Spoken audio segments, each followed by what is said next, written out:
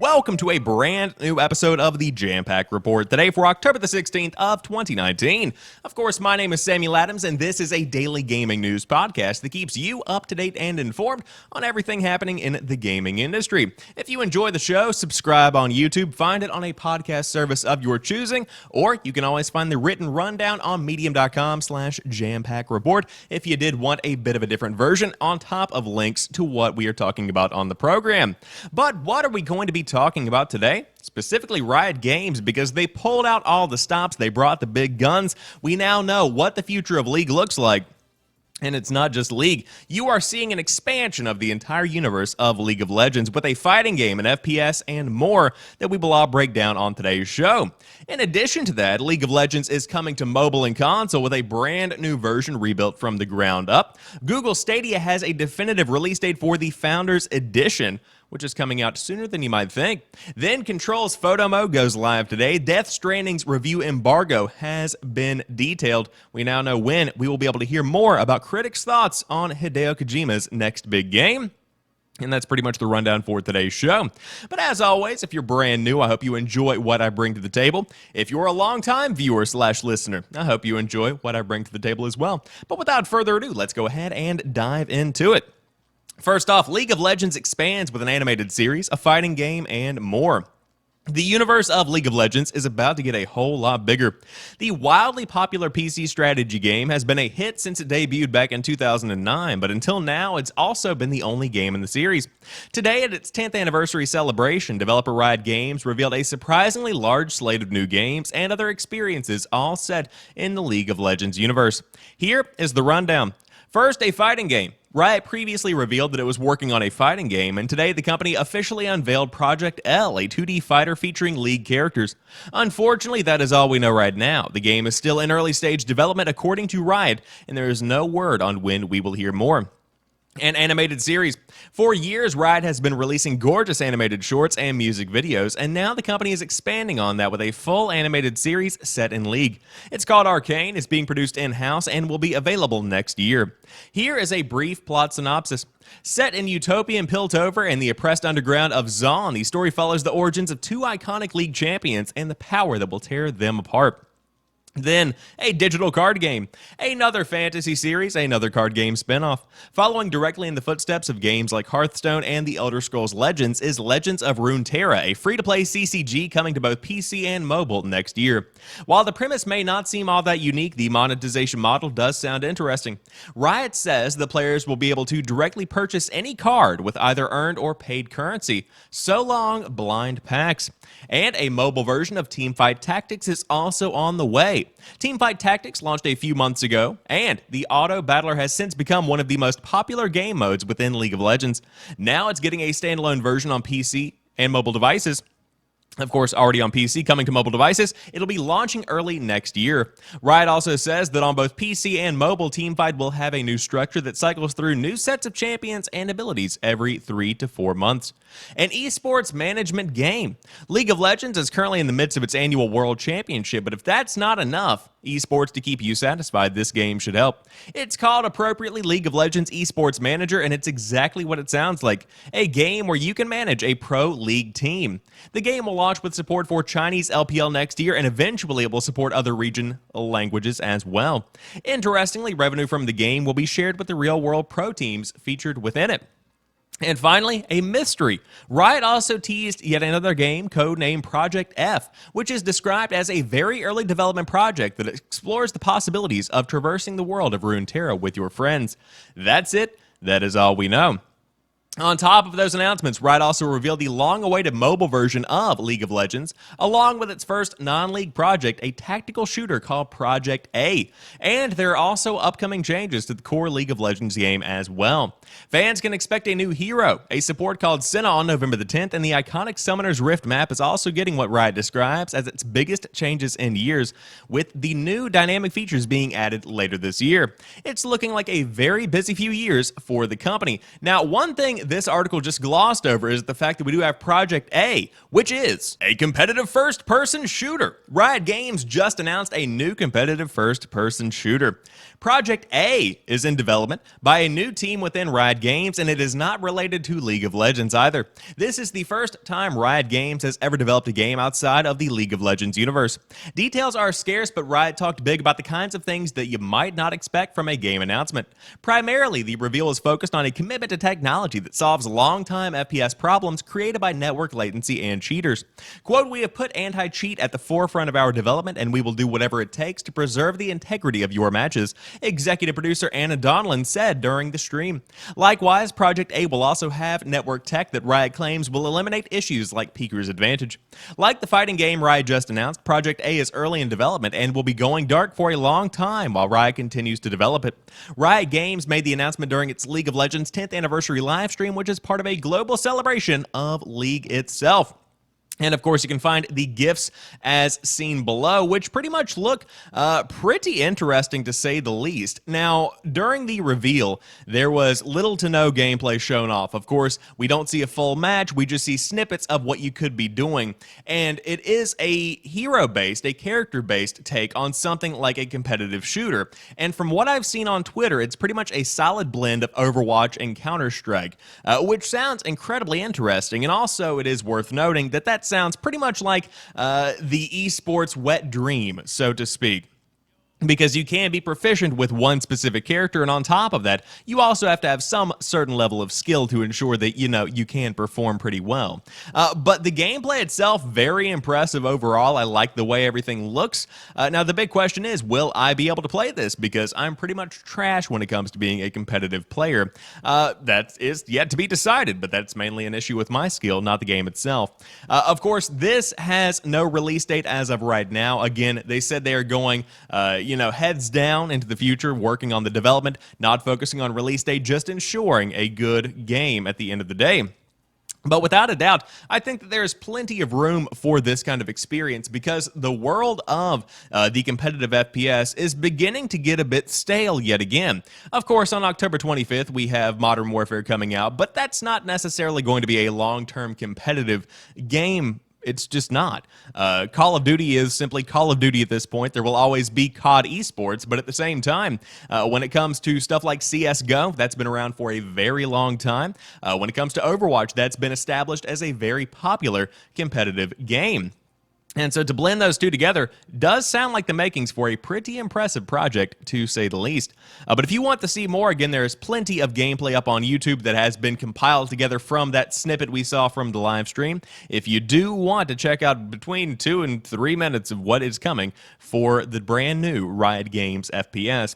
But without a doubt, one of the biggest announcements is that Riot Games is bringing League of Legends to mobile and console. Finally, League of Legends will be coming to mobile and console platforms, Riot has announced. League of Legends Wild Rift is the name of the port, coming to mobile devices in 2020 and to consoles at an unspecified time.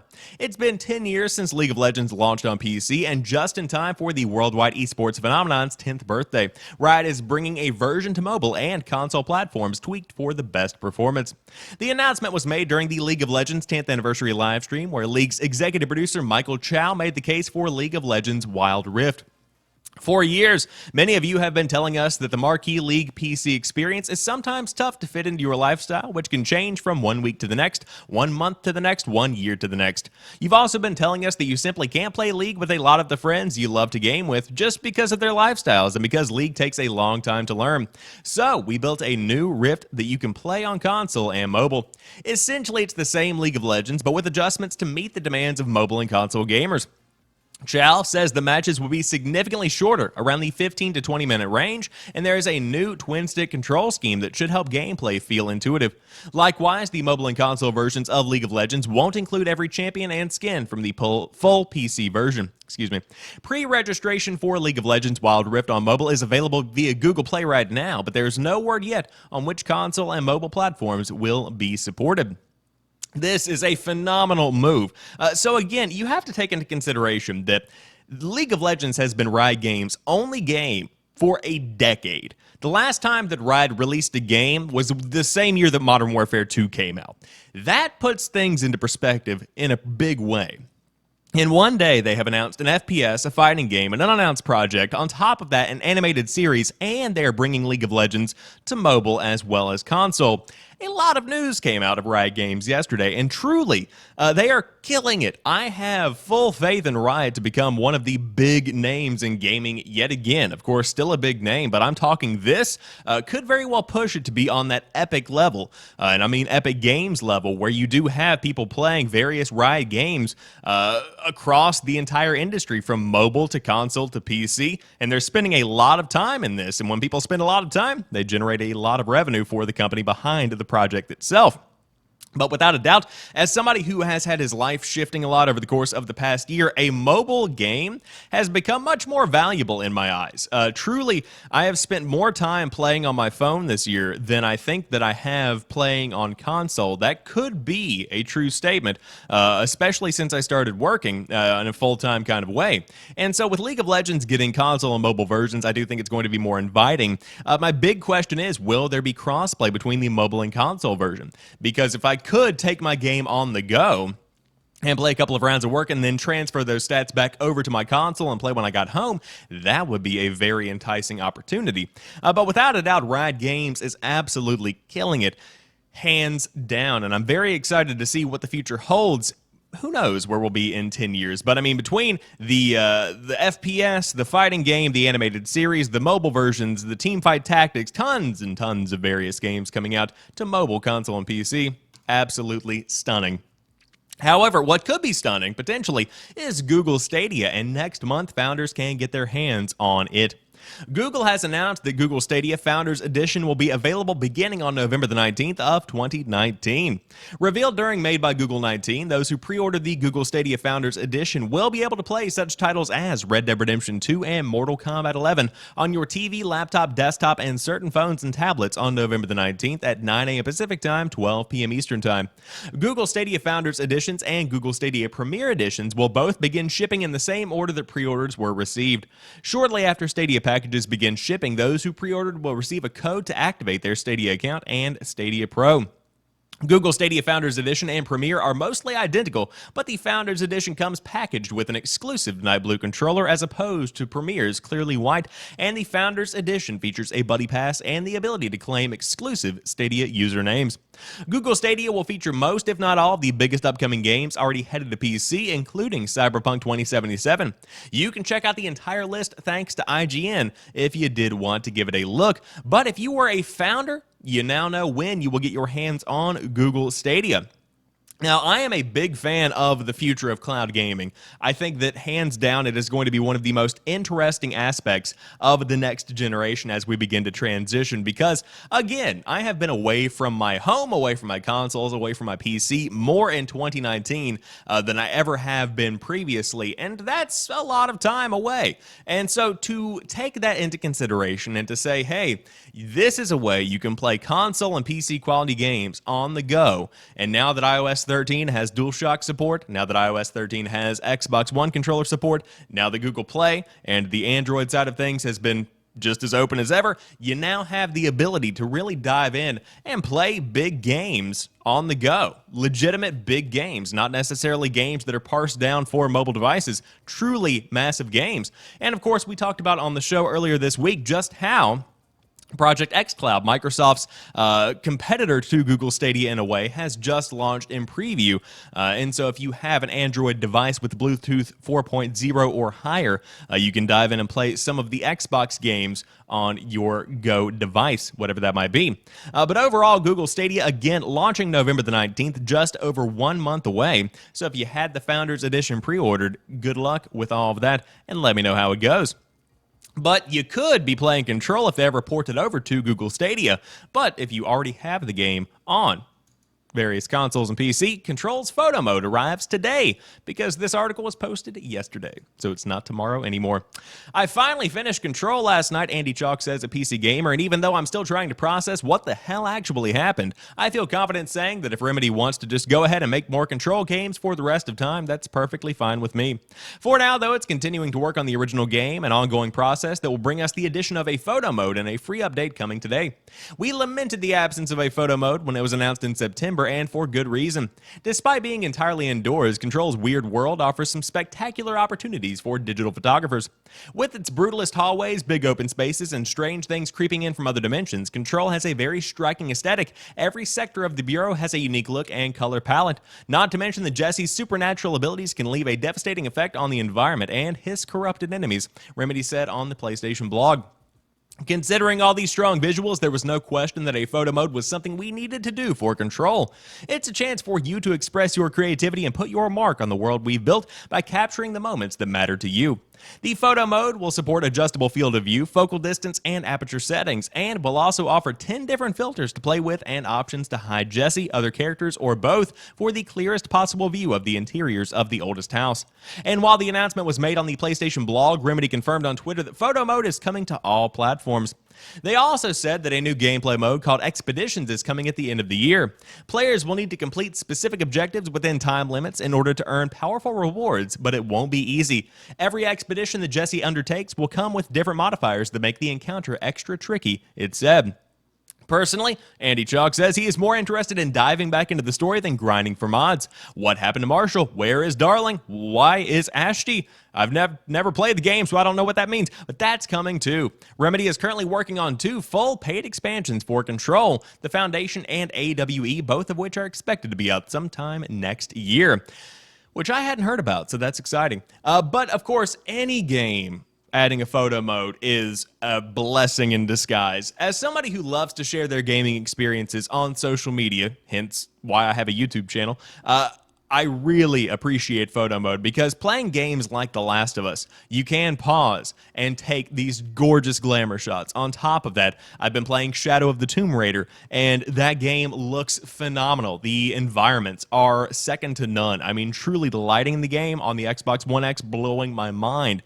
And to be able to have a photo mode where you can pause the game, take the characters out, do whatever you need to do to make the best looking shot, always a good option. And so, of course, with Control being such an aesthetic game, with Control being such a lighting-focused game, a looks-focused game, then by all means, a photo mode is welcome beyond belief. And so if you do want to dive in, the photo mode arrives today, October the 16th, and you can check out some of those photos on social media inevitably. I would follow the official Control account. I'm sure they will be sharing some of the community creations.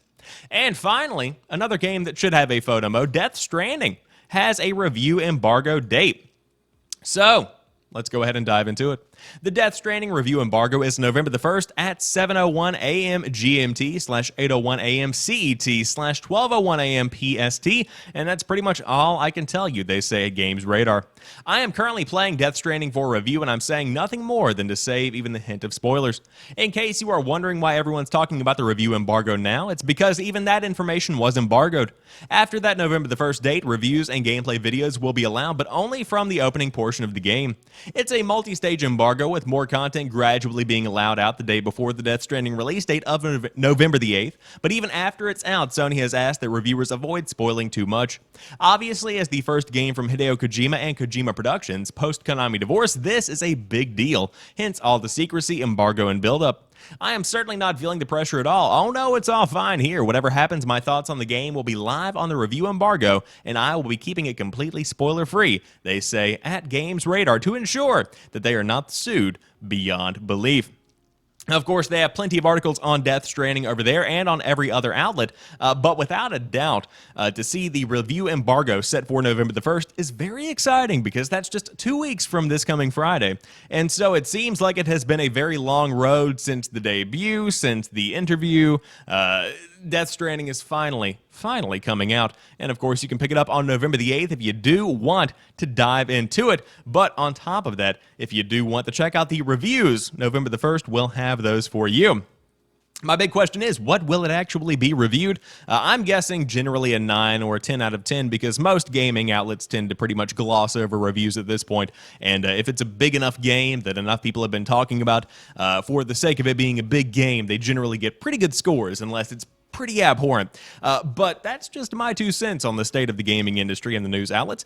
However, if you do want to see what the critics think, you can check it out on November the 1st of 2019. But that rounds out today's episode of the Jampack Report. If you enjoyed this one, be sure to drop me a like if you are watching on YouTube, and of course, subscribe via the podcast feeds. If you are a podcast listener, leave me a review on Apple Podcast or wherever you can, because I would appreciate it very much, and it does help the show get boosted up in the ratings. But until tomorrow, have a phenomenal rest of your day. I will talk to you soon, and peace.